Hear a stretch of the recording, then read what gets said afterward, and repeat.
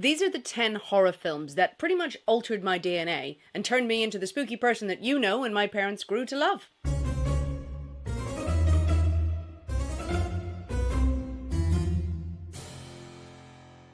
Hello, welcome back to my channel. I'm Sinead and this is my spooky corner of YouTube where I talk about spooky books, spooky films, spooky things that I have seen and general shenanigans that might entertain you. Most of you know and tolerate me as a book reviewer predominantly, but I am also a massive horror film fan. In the past I've done compilations of Gothic horror films, folk horror films, but today I want to share with you 10 of the films that I think had the biggest impact on me growing up or through my life as a horror fan, that sort of defined and shaped the horror that I love to watch on screen and to read on the page. When I started making this list before too long, there were 30 films on the sheet of paper that I was making my notes on. So I've decided to do a list of films that almost did change my DNA as a horror fan and kept me rethinking and rediscovering things about the genre. Some of them challenged me, some of them made me laugh with delight, some of them absolutely scared me stupid. The list will give you some insight into me and my taste,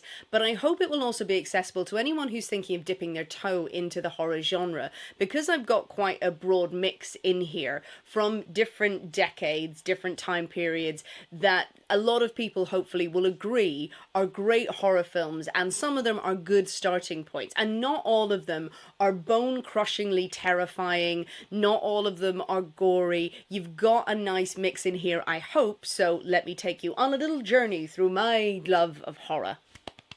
I'm so happy. If you like what you see, if you like what you hear, please hit the subscribe button, like this video, hit the bell so you will be notified when I am bringing out more videos on spooky books, horror films, and how I'm getting on with befriending all the crows in my local cemetery. Let's get to the films. All of the films on this list should be available on streaming platforms, bar the first one, and I will explain about that in a second.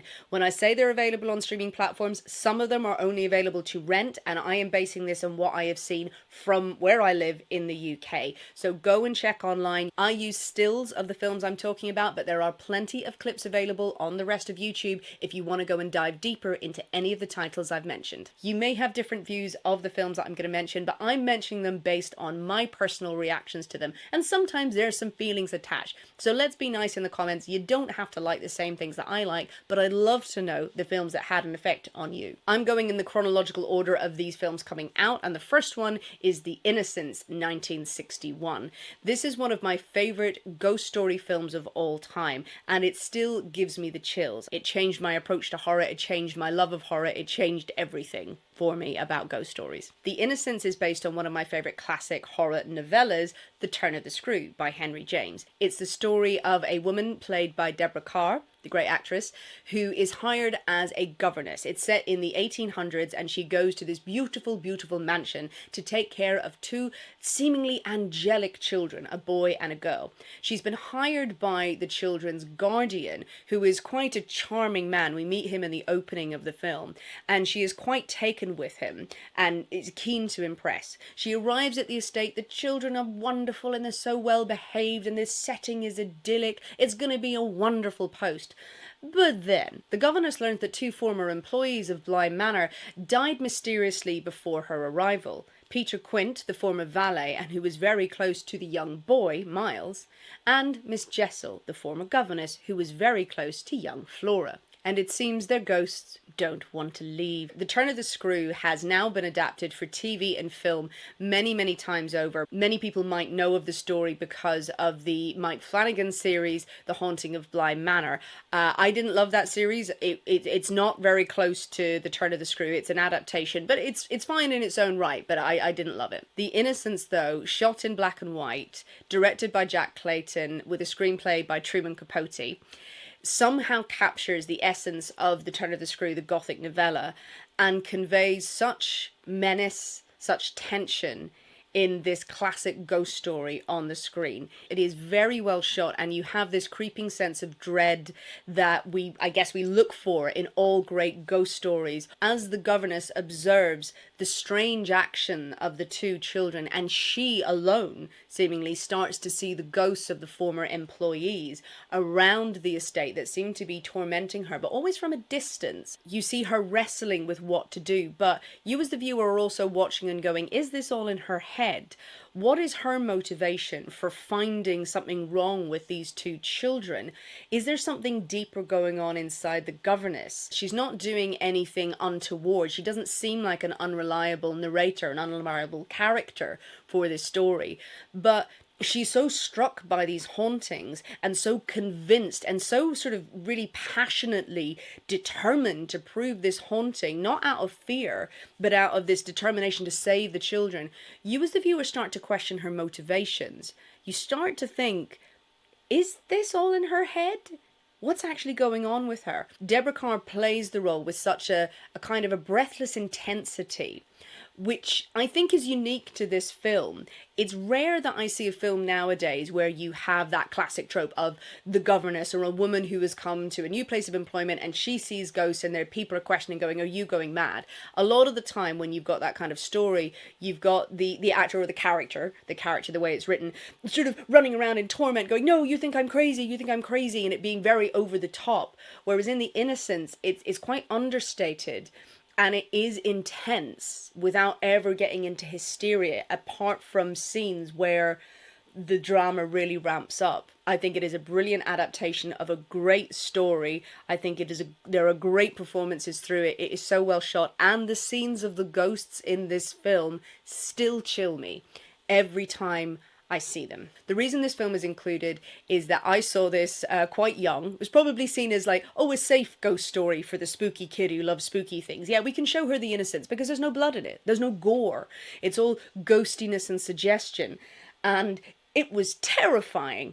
Absolutely terrifying the first time I saw it. It was probably the worst kind of thing that you could show to a child, because you can pass off gore and monsters as they're not really real or that would never happen. But this ghost, these creeping ghosts around a property and the tension absolutely gave me nightmares. But I never forgot that film, and I grew up thinking, ghost stories, this is how you scare someone. You don't need gore, you don't need blood, you don't need monsters, you just need the power of suggestion. Now, The Innocents is the one film on this list that is trickier to get hold of potentially. I believe that there is a full version of this film available on YouTube. I have seen it, I have looked through it, it seems to be all there. The quality is not bad at all. So if you search The Innocents in the bar, you may well find this film. It was also available to rent through BFI in England. It has been available on different streaming platforms, but not consistently. However, you may be able to find copies of it if you search for it. I apologise if it is just completely not accessible where you are. It is available to order on DVD if you're able to. Next, we come to 1973, and my love of folk horror was ignited when I saw The Wicker Man. The greatest folk horror film of all time? I think it's still up there. I think even with all of the new folk horror films that are coming out seemingly every year now, and such a slew of wonderful, wonderful movies to enjoy in that genre, The Wicker Man still stands the test of time.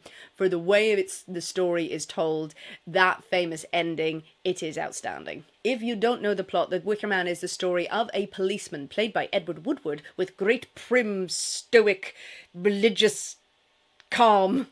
He is a policeman and he is called out to investigate the disappearance of a young girl on Summer Isle, which is a remote island with a very big and very close-knit community off the Highlands of Scotland. We know from the opening of the film that the police sergeant is an incredibly devout Christian. He is very proper, he plays by the rules, he does not go in for any sort of immoral shenanigans. That's why he's risen up the ranks. You hear his colleagues who are dropping him off on Summer Isle making jokes about the fact that he is getting married and he's not even consummated his marriage. This is an island that is known for its abundant, wonderful fruit that they ship out to different areas. This is a community that embraces song and drink and dancing and love in all of its forms, and they appear to have a much more pagan set of principles than the sergeant would approve of. This is a place where children dance around the maypole and they learn about fertility and the abundance of spring, with the sergeant looking on in the background going, well, this won't do at all. As the sergeant conducts his investigations, he meets the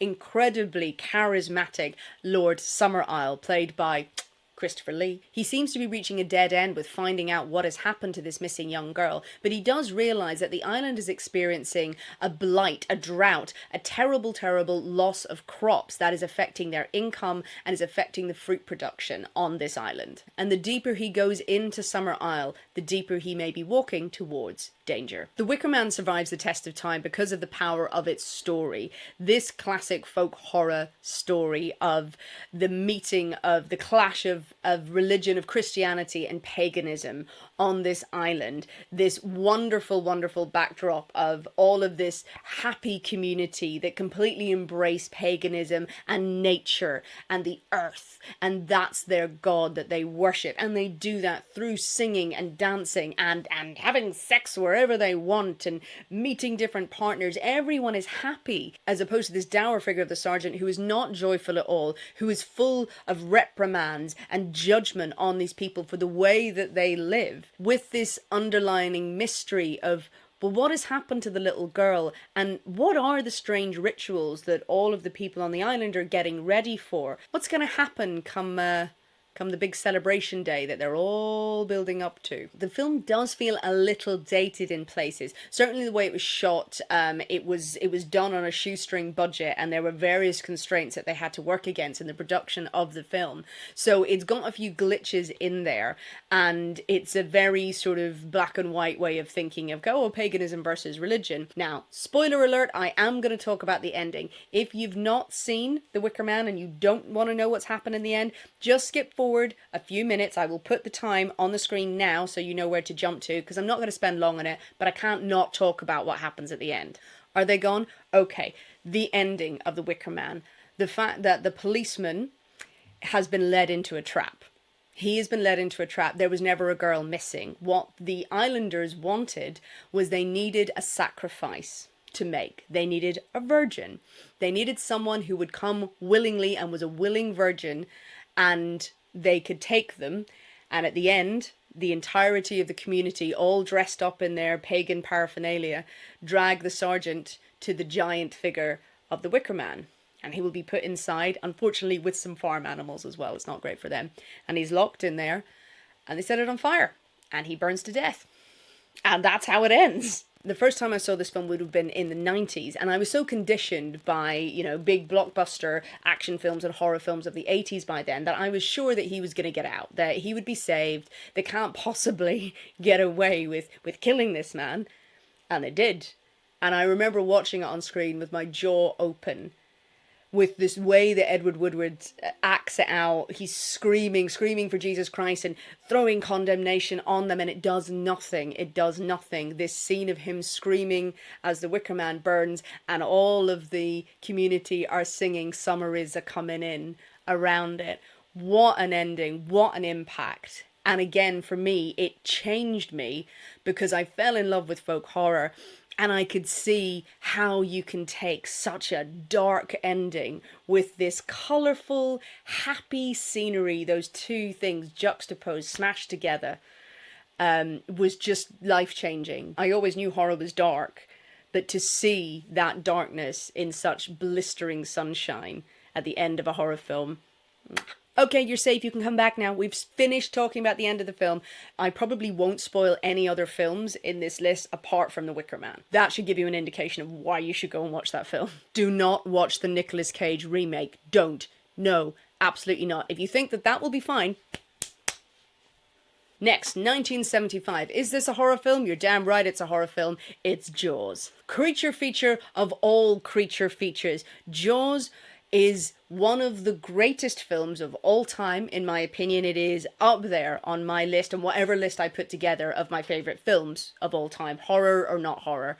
And I do genuinely believe this is a great horror film. It isn't supernatural. It isn't anything mystical or magical in it. It is the horror of nature. In the same way that The Wicker Man, in the same way that some other films on my list are not necessarily supernatural. It's about the horror of nature, a horror of what man can do. And in this case, man, well, it's more shark. Jaws came out in 1975. There are numerous documentaries, and there is a new one about to come out about the making of this film. This film that was such a burden on everyone who was involved. It was touch and go if it was ever going to get finished, if it was ever going to be released. The shark, famously Bruce, just kept breaking down. They had to have several versions of it because this is the 70s, where they're trying to put a huge mechanical, real looking great white shark, it's not real, in the water, in salt water, and it's disintegrating, and they're shooting as fast as they can. I find the backstory of Jaws fascinating, but that is a film, of course, changed my DNA. I think changed the DNA of a lot of people. When they first saw it, my mother told me about when she first saw it and never went in the sea again.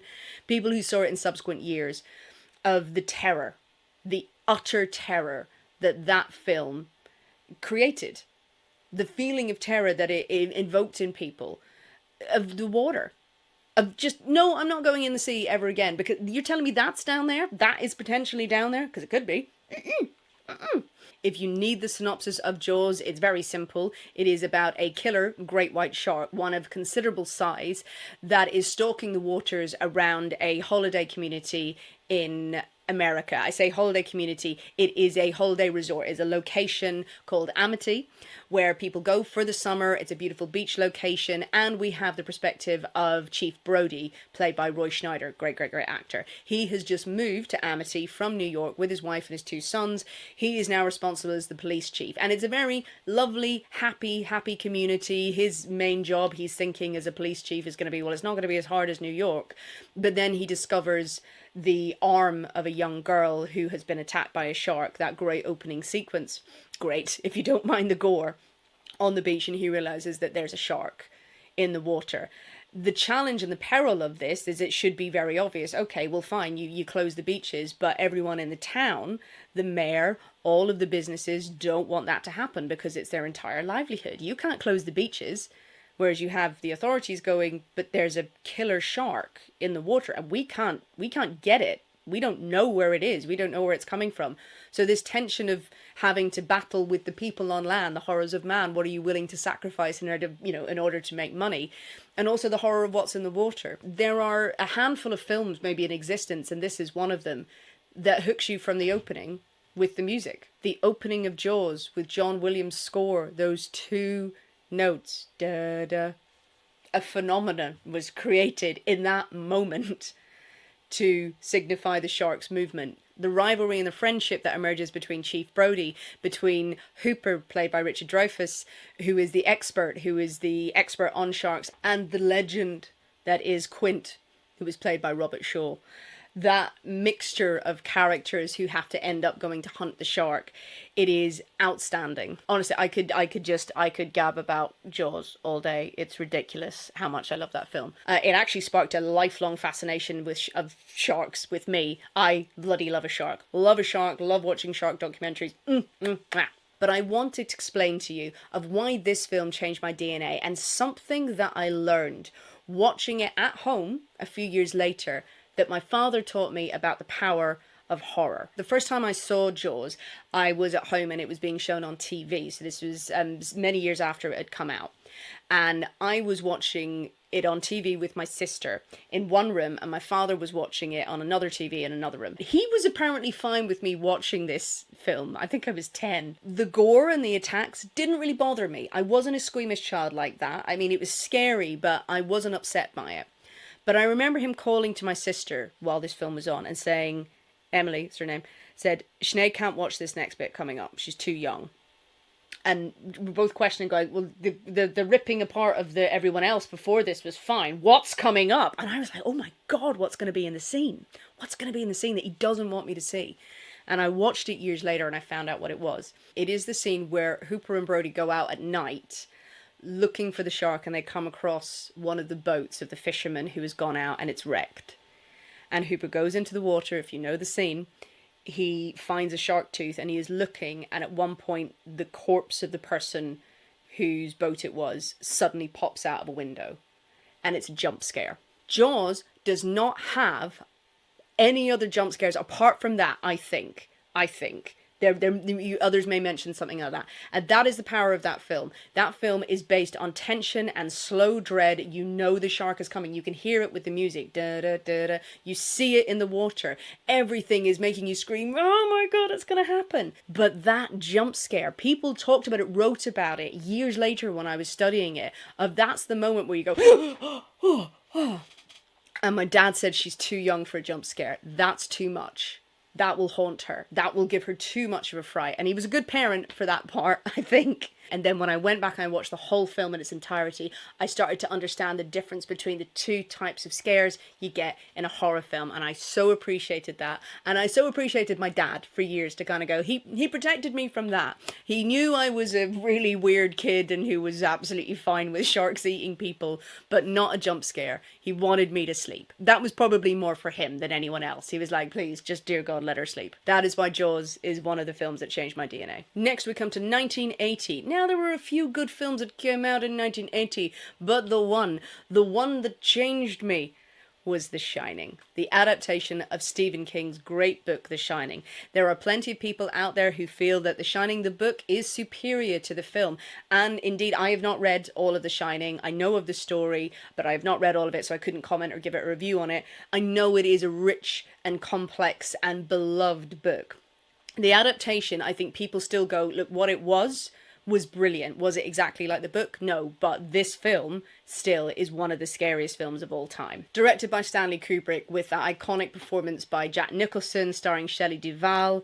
It's incredible how frightening moments of that film were. The Shining is the story of the Overlook Hotel, where you have Jack Torrance, played by Jack Nicholson, his wife and his son, who are coming to be the winter caretakers. Everyone else will have left this huge, isolated hotel, and Jack is going there to write his book, and his wife and his kid will play and mess around in the huge expanse of the hotel. We see at the beginning of the film the little boy Danny has a strange gift, let's call it, that is picked up on by one of the leaving members of staff.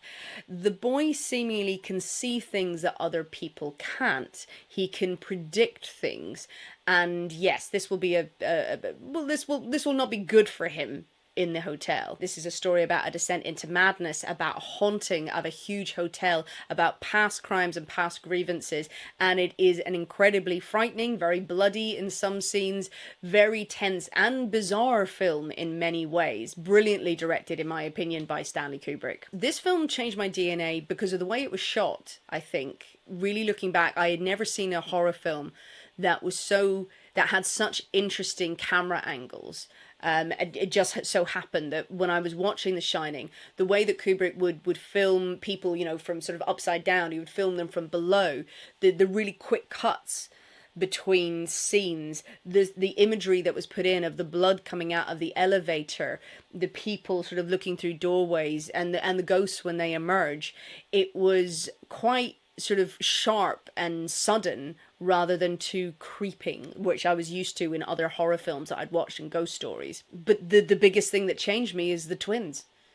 Danny on his little bike thing, trike, whatever it's called. I wasn't looking at the trike, okay? It was the fact that he turns the corner and two dead small children are standing there going, come and play with us, Danny. Nope, out. Absolute nightmares for weeks. That image haunted me. Some of you will still be getting the shivers at that moment of just when it turns and you see the two little girls standing there. Creepy kids, boot them down the stairs. No. My terror of The Shining was lessened and eased over the years with the Simpsons Treehouse of Horror piss take of it.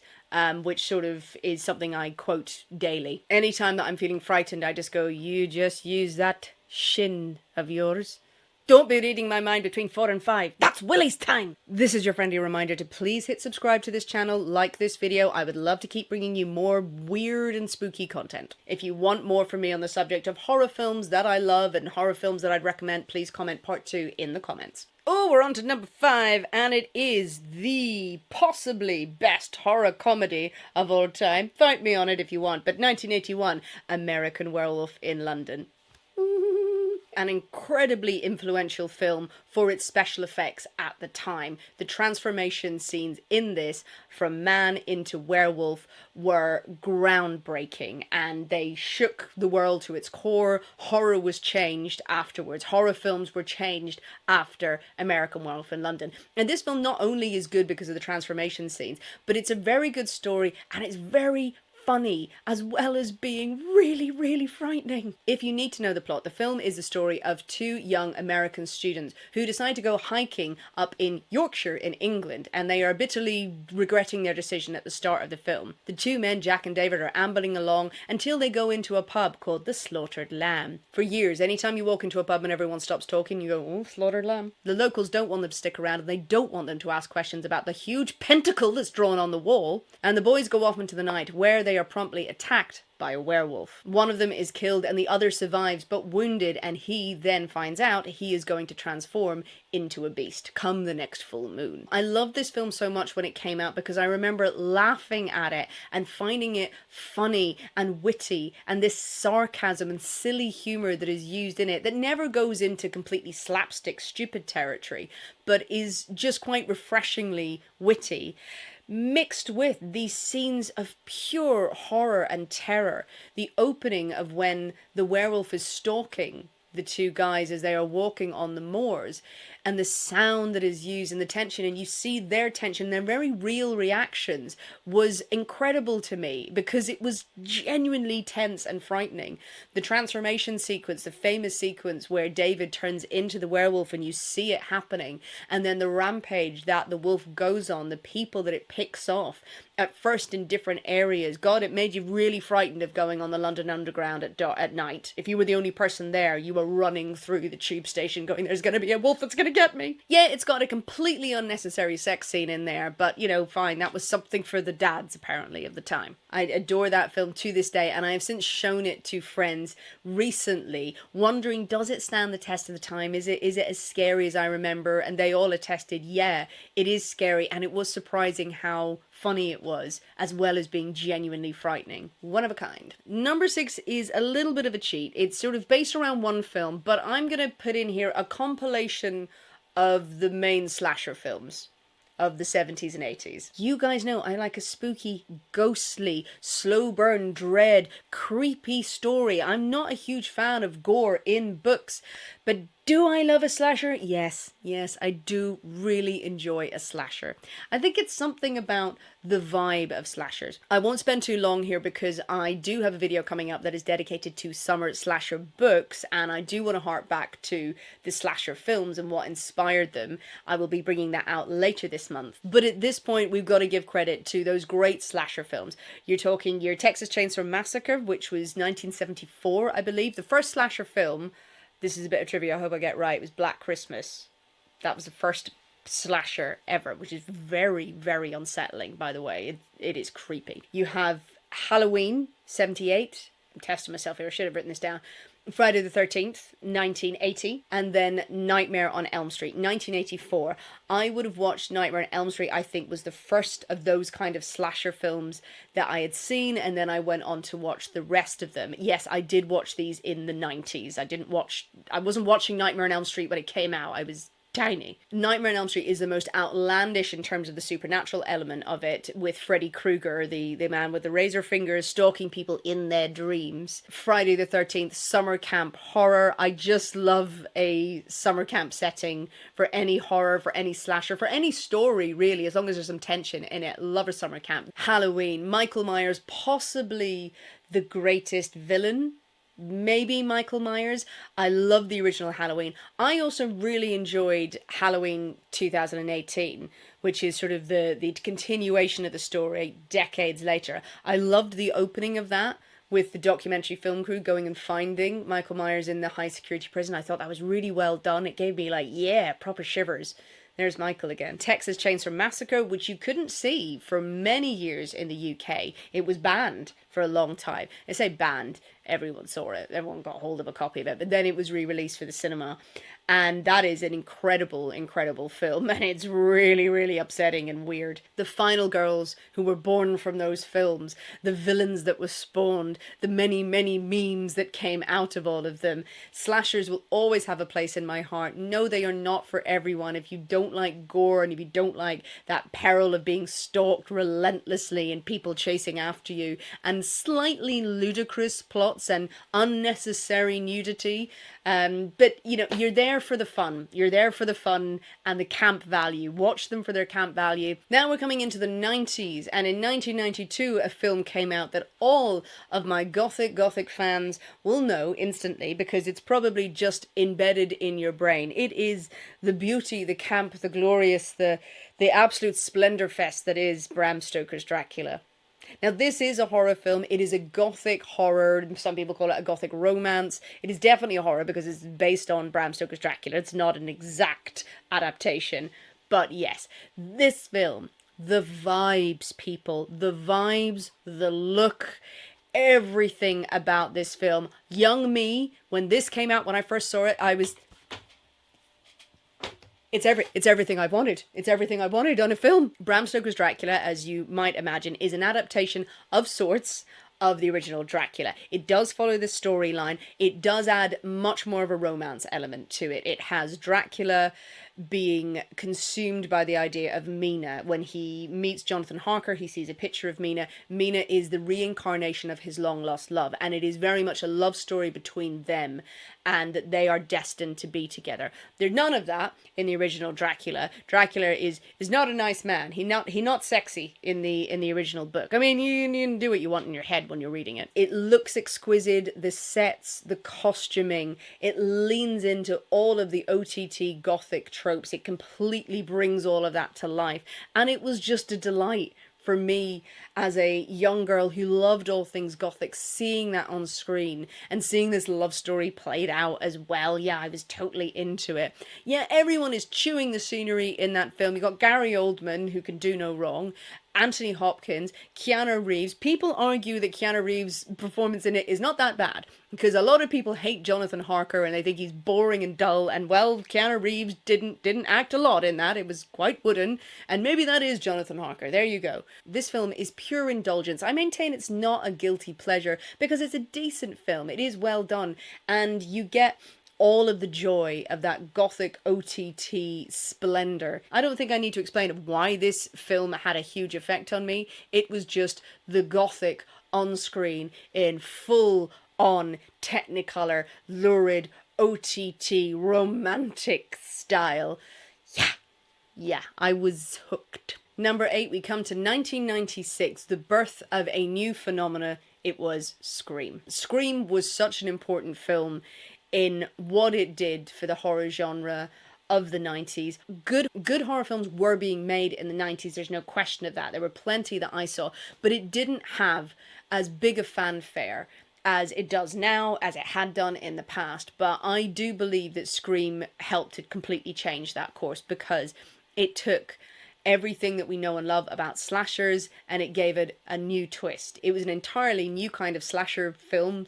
It was meta horror before anyone was using the word meta, and it just sort of sent up a flare. It sent up a signal to all of the horror geeks out there, to all of us who were so in love with the old horror films and the tropes that they had. And it said, yeah, let's make a film all about the horror tropes that you know and love. Let's challenge them, let's have fun with them, but let's also create a really great new slasher film. You do really feel your age when you see great horror content creators making videos and asking, does anyone out there remember when Scream came out? I'd love to know, or speak to anyone who remembers when this came out. And you're like, oh God, yeah, I was there. Oh, it was a happy day, going off to the pictures. Did you know sometimes they let you smoke in cinemas? It was fun.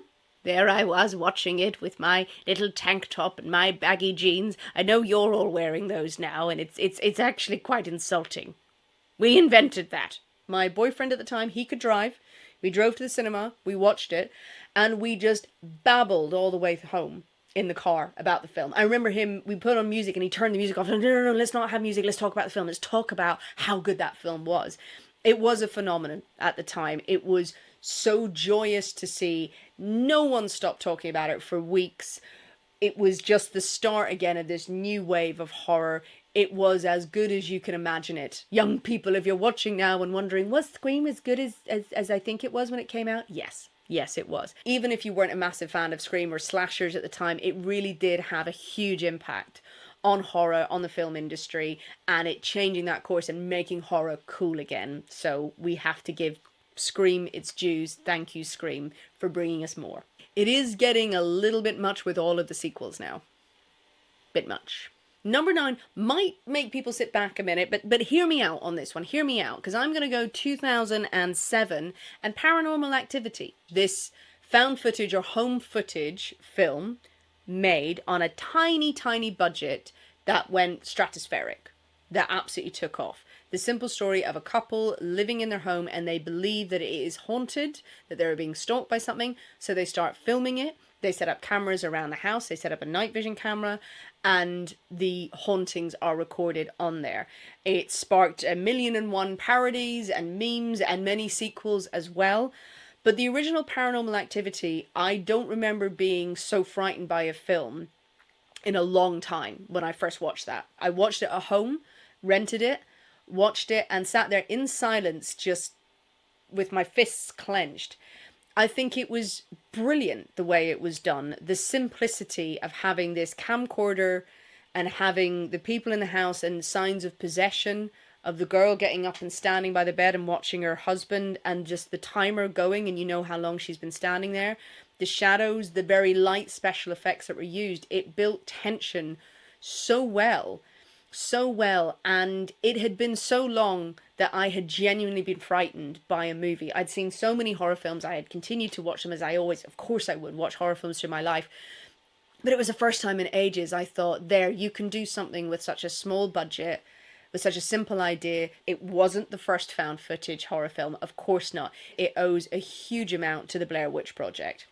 The Blair Witch Project, which I saw when it first came out. I saw it on the small screen and was terrified by it. I thought, again, brilliantly done. A shoestring, tiny budget with camcorders, just creating that sense of dread and tension. And Blair Witch Project did such a good job of scaring you with what you can't see. With what you can't see, with the hint of things, with sound and stuff around you. Whereas with Paranormal Activity, there is a lot of suggestion in there as well. But it's what you see through one screen, without multiple angles, without the use of different camera effects. It is just what you see through one camcorder lens that makes it so unsettling, just from one angle. And I think it was brilliant, and it terrified me. I found out that a lot of my friends, a lot of my peers, didn't watch Paranormal Activity. They'd sort of seen all the parodies and heard about it, and then it became parodied so much that they thought, oh, it can't be worth it.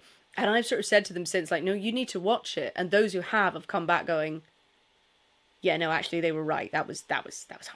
The final film on my list of horror films that changed my DNA, that had a big effect on me. This one is going to be a more personal one, but I think it is a very, very good film. It has its detractors, but it is The Babadook, 2014. It is the story of a woman and her 6-year-old son. We learn at the start of the film that while she was in labour 6 years ago with her son, she was in a car accident with her husband and the boy's father, and he was killed horrifically. And she has been raising the son, and she has been dealing with her grief, with the loss. He's been dealing with it too. And now the boy Samuel is experiencing problems at school. He's experiencing a bit strange behaviour, acting out. He starts talking about that he's being troubled by an invisible monster, a being called the Babadook. And he also brings his mother a book that is the story of the Babadook, and the mother is very affected by it. And as the story continues, we wonder, is Samuel just making things up? Is he acting out because of his grief and because of all the things that have happened? Or is the Babadook stalking him and also stalking the mother?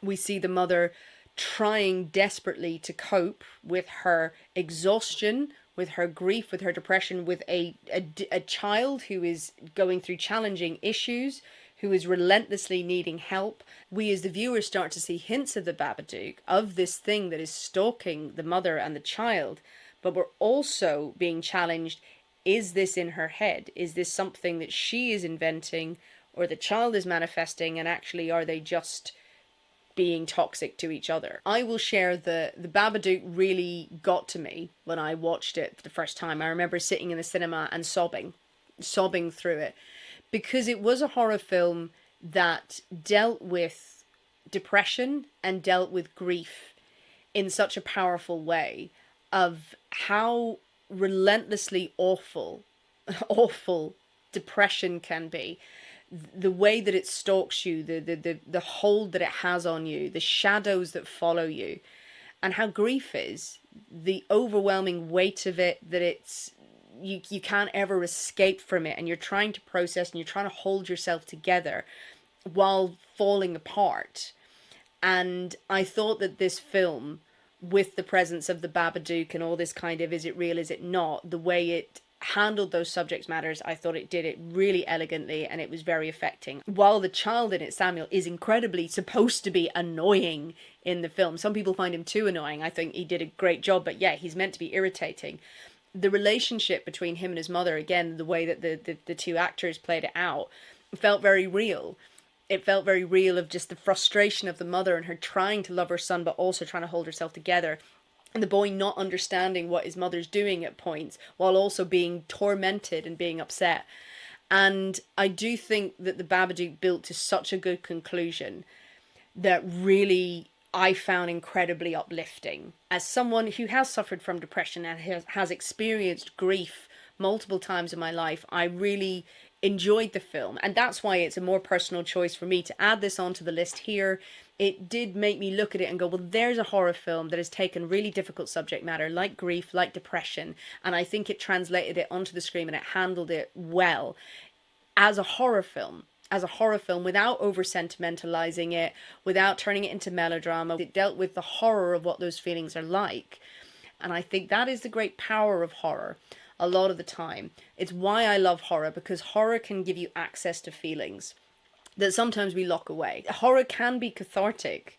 I do enjoy watching horror films, and the scariest films and the most over-the-top films, I do find them quite relaxing. I'm happy to sit down and watch them, because occasionally they can put me in touch with feelings that, yeah, I lock away sometimes for my own protection, for my own sanity, because I can see them confronted, and in some really good horror films like The Babadook, you can see it in a slightly fantastical setting that still gives you that feeling of, I'm a bit removed from this. This doesn't feel too real, but it's tapped into something that I do feel and I identify with. There's something that's in here, but it's presented in this fantastical way, and I find it easier to access those feelings sometimes in that horror setting than I would if I was watching, you know, a tearjerker or a gut-wrenching drama where it was all set in reality. I think I would probably shut off more and go, well, no, I'm not those people, and no, I don't really want to. Whereas horror can give you the scares and give you the relief and the terror and the torment, and can let you access feelings sometimes in a safe way. You know, no one judges you if you're really jumping and getting a bit tearful and all shaken up by a horror film. If you don't really like to do that in day to day, I love horror films because of all of the things that they can do, all of the things they can make you feel, from the darkest, weirdest, strangest ways to the really things that tug at your heartstrings. Horror has that power, and I love it as a genre. So there you go. Those are the 10 horror films that changed my DNA, that really had a profound effect on me. I hope I've explained them adequately, and I hope I've given you a good overview of them, and I hope I've inspired you to go and watch some of them. Please let me know horror films that changed you, whether it was introducing you to the genre, or whether it was something that really made you suddenly rethink the whole of horror, or just something that had a really good effect on you, or a profound effect on you. You know, if you feel like sharing, I'd love to hear it. Horror has done that for me so many times over the years, and I will never stop loving it and never stop looking for more horror films that can challenge and surprise and delight me. I have a whole list of other favorites. I have underrated films. So if you would like to hear more from me, please do subscribe to this channel first and foremost. Hit the bell so you can be reminded of my videos coming out. Like, comment, do all the things, and leave a comment if you would like to hear more about certain horror films from me, or you would like to know more about a certain subject. I would be delighted to pull that together for you. Stay spooky. Bye bye.